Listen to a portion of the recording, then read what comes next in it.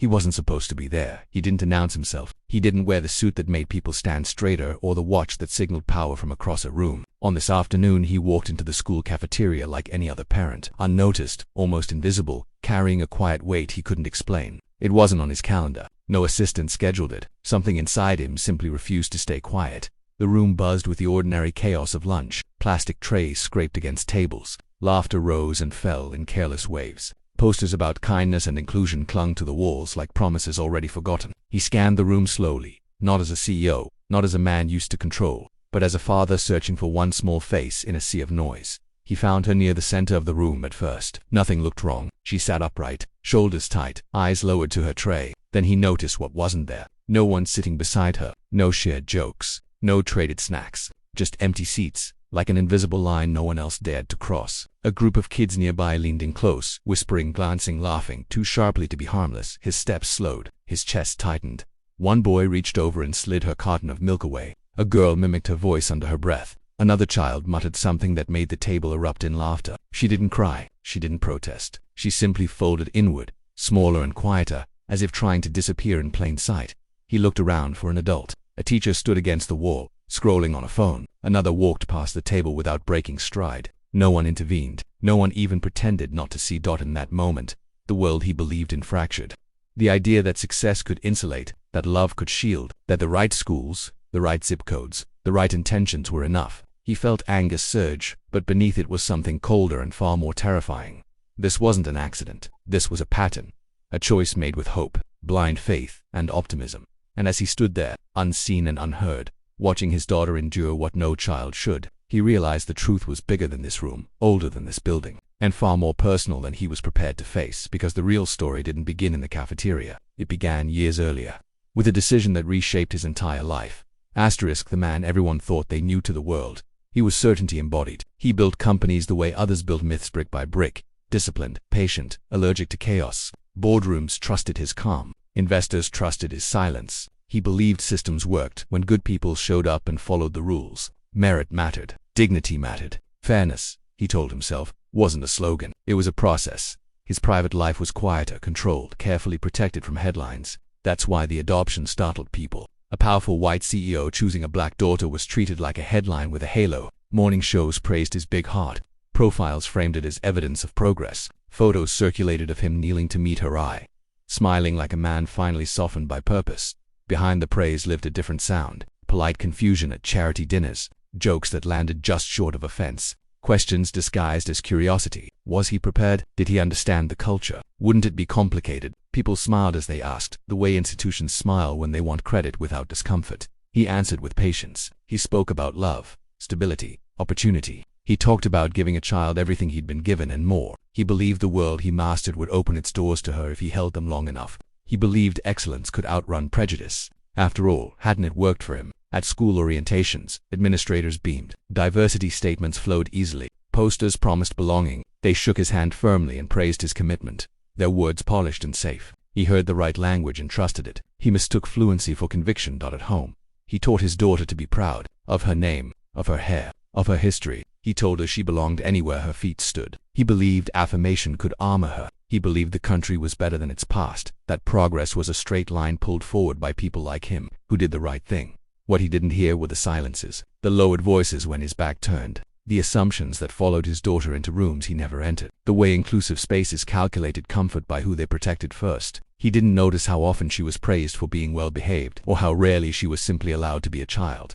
He listened to experts who said kids were resilient, that representation mattered more than confrontation. Friends reassured him the world had moved on, that a few awkward moments were the cost of progress. He nodded, grateful for reassurance that asked nothing of him. Meanwhile, teachers praised his daughter's adaptability, celebrating how icily she blended, how little trouble she caused. No one asked why blending required shrinking. No one questioned why safety depended on silence. He mistook gratitude for justice and calm for care. In rooms of power, people applauded the symbol while avoiding the substance. They congratulated themselves for being inclusive, then returned to habits built for comfort, not courage. He absorbed the applause and mistook it for protection. It never occurred to him that harm could arrive wrapped in smiles, or that neglect could be delivered politely. By trusting the language of progress without testing its practice, he left the most important work undone.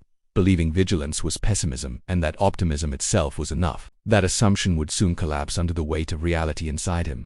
The truth was simpler and crueler. Success had buffered him, not transformed the world. Applause had blurred warning signs. And while he celebrated a society eager to congratulate itself, his daughter was learning a different lesson quietly, daily, without complaint. He believed love and success could shield her from cruelty. He was wrong. Asterisk. Her first day at the best school in the city. Her first day began with banners, bright colors, smiling faces printed on glossy posters promising excellency, inclusion, and opportunity. The school looked like a brochure come to life, all clean lines and confident language. Her father stood beside her, hand steady on her shoulder, believing he had chosen the safest place in the city for a future. Inside, the hallways told a quieter story. Conversations stopped when she passed. Eyes lingered too long, measuring, assessing. Compliments came wrapped in surprise. "You're so articulate. Your hair is interesting. Where are you really from?" She smiled, because she had been taught to. Because smiling kept things smooth. Because disappointing her father felt heavier than discomfort. In classrooms, teachers praised her work but rarely called on her. They said her name carefully, as if it were fragile. When group projects formed, she was the last chosen.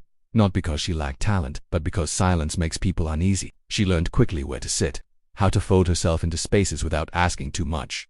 Lunchtime revealed the truth no mission statement could hide. Tables arranged themselves without instruction. One corner loud and confident, filled with familiar last names and effortless belonging. Another table crowded with kids who looked like her, trading knowing glances and practiced resilience. Between them, empty chairs like borders no one crossed. She carried her tray slowly, scanning for a place that wouldn't feel like rejection. When she sat, conversations shifted. Voices dropped. Someone laughed at a joke she wasn't invited into. A girl leaned over and asked if she got in on a scholarship, smiling as if curiosity erased insult. She nodded because correcting people takes energy she didn't have. Teachers walked by, eyes trained forward. They saw enough to know, not enough to act. When whispers grew sharp, they called it teasing. When jokes cut deep, they called it misunderstanding. They praised harmony while tolerating harm, mistaking calm rooms for healthy ones. The school prided itself on preparation for leadership. Yet leadership lessons stopped at the door of discomfort. Counselors spoke of resilience instead of responsibility. Assemblies urged students to be allies, then ended before allyship required risk. The language of progress floated through announcements while behavior stayed rooted in habit. She noticed how consequences appeared quickly for loud mistakes, but vanished for quiet cruelty. The message was clear, even if no one said it aloud. Excellence was protected, inconvenience was corrected, and pain that did not disrupt schedules was permitted to linger. Some days, she reminded herself who she was before the whispers. She touched her braids and remembered stories her father read aloud, histories of strength and brilliance. She repeated quiet affirmations, not as defiance, but as survival. Pride became something she carried privately, a small flame shielded from drafts. She learned that confidence, when visible, attracted attention she could not control, so she tucked it away, saving it for safer rooms beyond the bell. She also learned how quickly reputations form. One rumor could travel faster than truth. One label could follow her through hallways. She watched how easily mistakes by others became lessons, while her mistakes became character judgments, sticky and unforgiving. Each afternoon, she went home and reported the highlights. A good grade, a kind moment. She learned to edit her days, trimming away the parts that might worry him. He had worked too hard, believed too deeply, to hear that the place he trusted was failing her. So she stayed quiet, telling herself it would get better once people knew her. But lunch never changed. Every day, the same small humiliations repeated like a ritual. Someone nudged her tray, someone took a fry, someone mimicked her voice when teachers weren't listening. It was subtle enough to deny, constant enough to bruise. She learned not to react, because reactions invited escalation. What hurt most was not the cruelty, but the normalcy of it, the way it blended into routine, the way adults moved past it as if it were weather. She began to understand the unspoken rule. Fitting in meant enduring quietly. Belonging required patience, not protection. Posters about kindness stared down from the walls as if mocking her restraint. Assemblies celebrated diversity with applause that faded by lunchtime. Policies existed on paper, pristine and proud, while practice bent toward comfort and convenience. By the end of her first week, she stopped hoping someone would notice. She stopped expecting help. She focused on surviving the hours between bells, counting minutes until she could go home and be herself again. And every single lunch period, the same thing happened, unseen and uninterrupted, building a pattern no one named. Every single day, what he walked in on wasn't an accident. It was a routine. Asterisk the cafeteria moment that froze time. He stopped just inside the doorway. The noise rushing past him like water. Trays clattered, chairs scraped, laughter rose and fell. but his eyes locked onto one table and everything else blurred. His daughter sat there again, shoulders tight, gaze fixed on the plastic surface, as if the room might forget her if she stayed small enough. A boy leaned across and flicked a fry onto the floor. Another slid her apple away with a grin meant to entertain an audience. Someone whispered a word that landed like a bruise, soft enough to deny, sharp enough to wound. She reached for a fork, hesitated, then pulled her hands back into her lap. Around her, kids watched, some amused, some curious, none intervening. He felt heat surge through his chest. Every instinct told him to move, to speak, to end it now. He had fired executives for less. He had shut down hostile rooms with a look, yet his feet stayed planted. Not because he was afraid, but because he needed to see everything. Power without understanding had failed her already. A teacher stood 10 feet away, arms crossed, eyes skimming the room. The laughter grew louder. The teacher glanced over, made brief eye contact with the table, then turned away. Another adult passed behind them, offering a practiced smile to no one in particular. Order was preserved. Schedules remained intact. Across the cafeteria, an administrator chatted with a visiting parent, nodding warmly, gesturing toward banners about respect and belonging. Their smile never wavered. In that smile, he saw the system reveal itself, not cruel in intent, just comfortable in neglect. Silence doing the work of harm. His daughter finally looked up. Her eyes searched the room, not for him, but for help that never came. She met the gaze of a classmate who quickly looked away. The message was clear. Survival meant endurance. Dignity meant swallowing it. His hands curled into fists. He counted his breaths the way he had taught himself in hostile negotiations. 1, 2, 3. Rage promised satisfaction. Restraint promised truth. If he exploded, this would become about him, about anger, about disruption. The story would end before it began. A phone appeared at the edge of the table, camera angled casually, curiosity pretending to be boredom. Another student lifted theirs, capturing the moment without knowing why. Whispers rippled outward. Attention gathered. The room sensed something was happening, even if no one named it. He realized this was bigger than his family. This was a lesson being taught daily, sanctioned by inaction. He understood now how easily institutions confuse peace with justice, how quickly harm becomes background noise when it targets the same people again and again. The boy who took the apple tossed it back, missing the tray on purpose. Laughter erupted. His daughter flinched, then steadied herself, refusing to give them tears. That restraint broke something open inside him. He could feel the weight of his influence, the ease with which he could end the moment. But wisdom asked for more than an ending. It demanded exposure, accountability, change that would last beyond this lunch period. He stepped forward.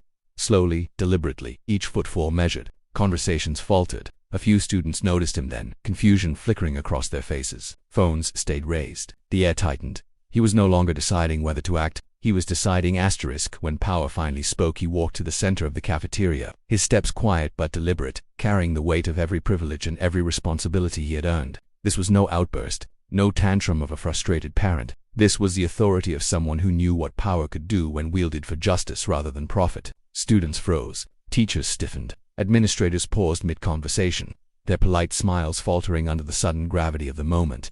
He addressed the students first, his voice steady, deliberate. He named what had happened. He described the whispers, the snatched food, the mocking gestures, the cruel jokes. He said the words that adults had avoided, the words that labeled injustice clearly and without excuse. Eyes widened. Some students tried to laugh it off, but there was no escape. The camera's phones had captured it all, and now the truth had a witness larger than the room.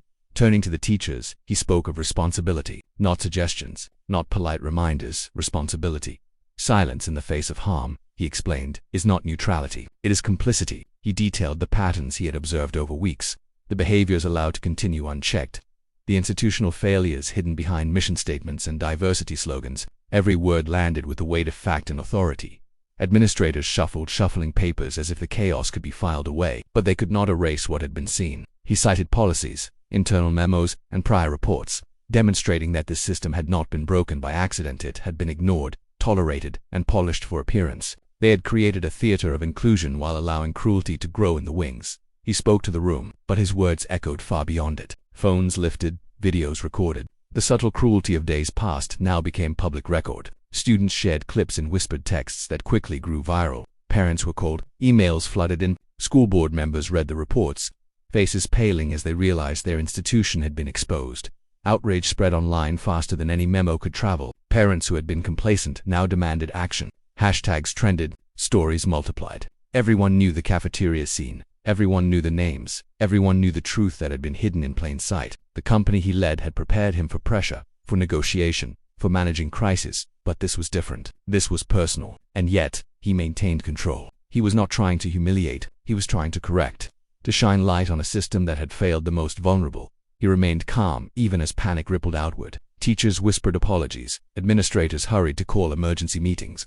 Students tried to hide behind chairs and hands. The air thrummed with tension, a quiet storm building across a room that had once seemed ordinary. Every action, every denial, every shrug of the shoulder had led to this reckoning. And now everyone in that cafeteria was confronted with the consequences of ignoring truth.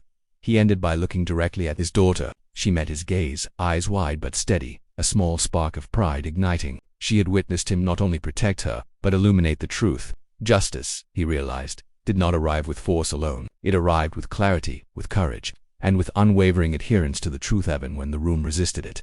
The storm had been unleashed. The cafeteria, the teachers, the administrators, the student soul had been forced to face what they had allowed. And while he had expected temporary chaos, he did not yet know the full reach of the wave he had set in motion. The school thought the storm would pass. Instead, it became a reckoning. What changed after that day? The days that followed were quiet yet seismic. Staff members were placed on leave. Investigations began, and policies once ignored were rewritten with clarity and enforcement. The cafeteria, once a stage for subtle cruelty, became a test of accountability. Parents who had stayed silent stepped forward, sharing stories of what they had seen and what had been dismissed. Students approached his daughter cautiously, some with genuine remorse, others performing contrition, but all forced to confront the impact of their actions. She found her voice again, slowly, cautiously, but unmistakably. Where before she had folded inward, now she spoke for herself. She laughed more freely, held her head higher, and learned that dignity could not be taken, only reclaimed. Her courage inspired others. Students who had been complicit began asking questions, realizing that compliance is not the same as morality. The ripple effect spread beyond the walls of the school, beyond hashtags and viral videos, into a broader conversation about responsibility, courage, and what it truly means to protect the vulnerable. The CEO watched all of it unfold with quiet reflection. He understood that power alone is not enough. Authority must be married to empathy, vigilance, and action. Leadership is measured not by titles or wealth, but by the willingness to confront uncomfortable truths and insist that systems serve the people they claim to protect. He realized that success without responsibility is hollow, and that the cost of inaction is paid in silence, tears, and lost opportunity. He thought success meant he'd escaped injustice. That day he learned success meant confronting it,